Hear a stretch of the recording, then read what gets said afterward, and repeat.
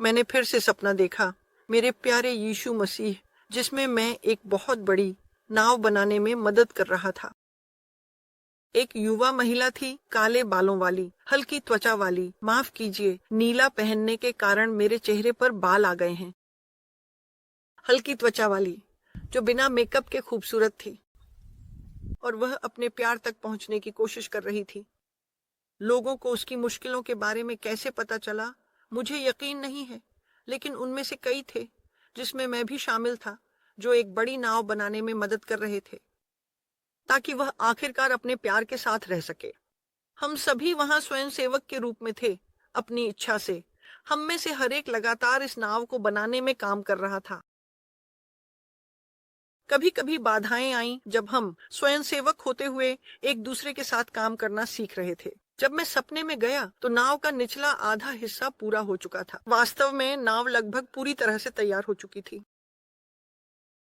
इसने मुझे जहाजों की याद दिलाई। मैंने देखा है क्रिस्टोफर कोलंबस जैसे चित्र, माफ कीजिए,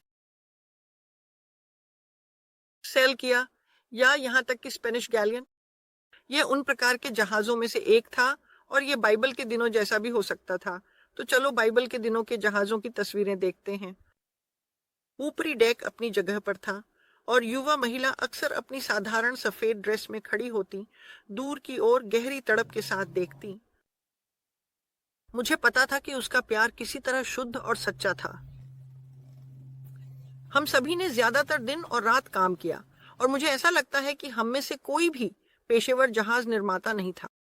हमने सारा काम हाथ से किया, उन निर्देशों और नीले प्रिंटों के साथ जो हमें किसी तरह मिले थे। हमने कई बाधाओं का सामना किया, जैसे जैसे कुछ स्वयंसेवक जहाज बनाने में लगने वाले लंबे समय से नाखुश होने लगे और मदद करना बंद करने का फैसला किया।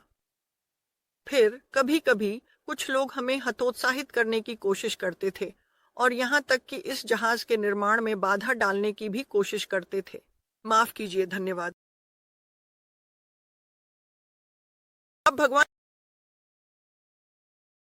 फिर भी हम काम करते रहे, अपने दिलों में किसी तरह यह जानते हुए हमें उस महिला को उसके प्यार तक पहुंचाना था।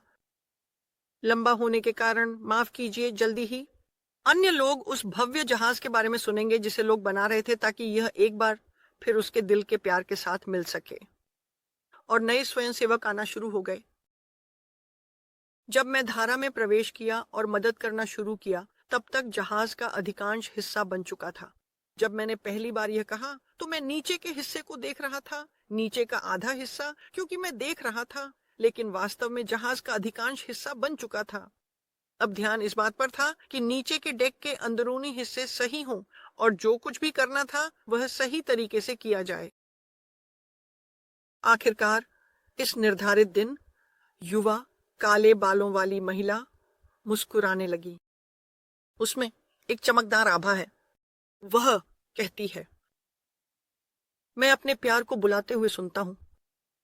चलने का समय हो गया है। जो भी इस जहाज के निर्माण में भाग लिया है वे मेरे साथ जा सकते हैं, लेकिन हमें अब जाना होगा। समय आ गया है। एक आदमी बोला, यह अभी खत्म नहीं हुआ है। एक और आदमी, जिसे मैंने उस व्यक्ति के रूप में पहचाना जो योजना का प्रभारी था, बोला, यही तो आप गलत हैं सर। वह जाने के लिए तैयार है। यह जहाज अब चल रहा है। हम इस महिला को अपने प्यार के साथ फिर से मिलने में और देर नहीं करेंगे। आखिरकार यही वजह है कि हम सभी पहले स्थान पर एक साथ आए हैं। महिला फिर से बोलती है, लेकिन अब वह एक जानकार की आवाज में बोलती है, जो भी मेरे प्यार और मेरी शादी के भोज में शामिल होना चाहता है, मेरे प्यार और मैं, माफ कीजिए, जो भी शामिल होना चाहता है, मेरे प्यार और मैं और हमारी शादी का भोज, अब बोर्ड पर चढ़ो। तुम्हारी यात्रा का खर्च पहले ही चुका दिया गया है। हम अब निकल रहे हैं। जैसे ही कई लोग जहाज पर चढ़ने लगे, शोर मच गया। मैं जहाज पर हूं, किनारे की ओर देख रहा हूं, और देख रहा हूं कि कुछ लोग हैरान हैं।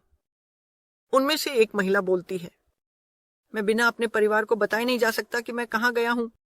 वे पुलिस को मेरे लिए खोजने के लिए भेजेंगे।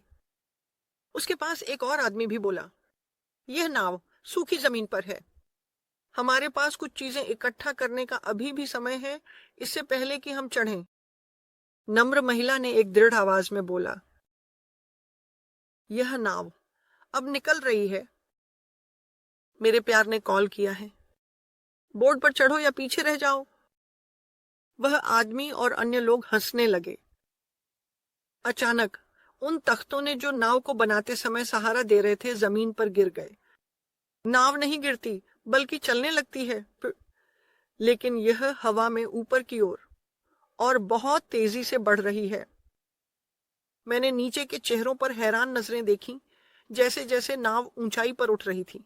आसमान! अचानक मैं नीचे से नाव की ओर देख रहा हूं।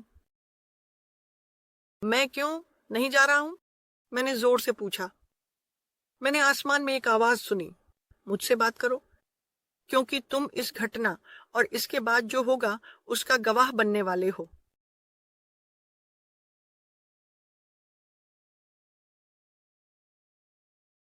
धन्यवाद भगवान। मैं उस जहाज के नीचे देख रहा हूं जो अभी भी गैलियन प्रकार के जहाजों के नीचे की तरह दिखता है। फिर वह उड़ता हुआ जहाज तेजी से चलता है और मेरी आंखों के सामने एक जहाज में बदल जाता है, जैसे कि नूह के दिनों में वर्णित आर्क जो उसने बनाया। मैं ये शब्द सुनता हूं, सुरक्षा का आर्क। फिर एक झपकी में यह आसमान से गायब हो जाता है। मैं खुशी मनाने लगा। सफेद कपड़े पहने भूरे बालों वाली युवा महिला अपने सच्चे प्यार के साथ फिर से मिल रही है। मैंने कहा, कुछ भी इसे रोक नहीं सकता। और फिर दृश्य बदल गया। मैंने एक वृद्ध महिला को धातु की फोल्डिंग कुर्सी पर बैठा देखा। उसने एक नीली प्रिंट वाली ड्रेस पहनी हुई थी जो उसके घुटनों के नीचे लटक रही थी। मैं देख सकता था कि यह कैसे जमीन तक पहुंच रहा है जहां वह बैठी है। उसने इसके ऊपर एक लाल स्वेटर पहना हुआ है और एक काले स्नैप को पकड़े हुए है। उसकी गोद में एक बंद पर्स है। उसके पास छोटे सुव्यवस्थित भूरे बाल हैं और उसने चश्मा पहना हुआ है, और उसके पास छोटे सुव्यवस्थित भूरे बाल हैं और चश्मा है। वह एक खिड़की के सामने बैठी है जिसके सामने एक डेस्क है, लेकिन मैं नहीं देख सकता कि इसके पीछे कौन है। यह एक बैंक का दृश्य लगता है जहां कोई आया है। कोई एक बैंकर से बात करने आ रहा है, लेकिन वह खिड़की और डेस्क के बाहर है और खुद बिल्डिंग के अंदर नहीं है, जो मुझे अजीब लगा।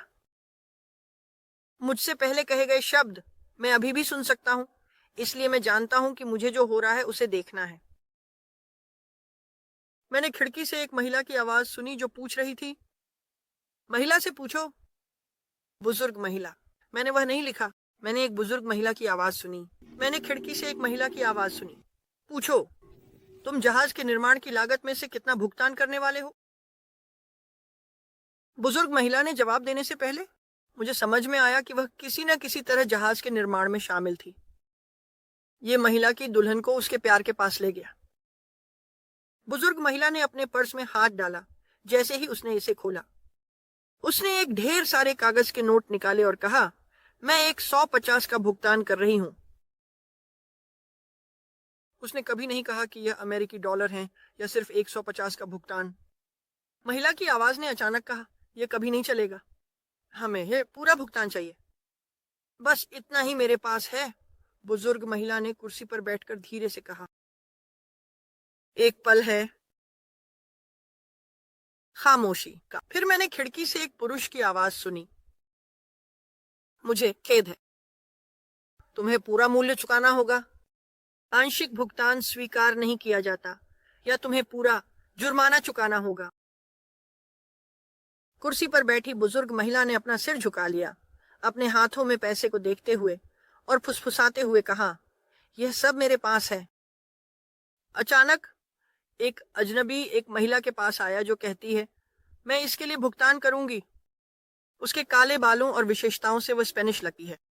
वह अपनी बाहों में सोने की अनेक वस्तुएं उठाए हुए हैं, प्राचीन दिखने वाली या पुराने समय की, पुराने समय की, माफ कीजिए, या बड़ी कीमत की पुरानी वस्तुएं, जैसे कि सफेद कफ ब्रेसलेट, हार और मुकुट। उसने उन्हें बुजुर्ग महिला की गोद में रख दिया और कहा, पूरा भुगतान किया गया, उसका कर्ज पूरा चुका दिया गया। बुजुर्ग महिला ने आश्चर्य से ऊपर देखा। उसकी आंखों में आंसू आ गए। इससे पहले कि वह कुछ कह पाती, अजनबी महिला चल दी।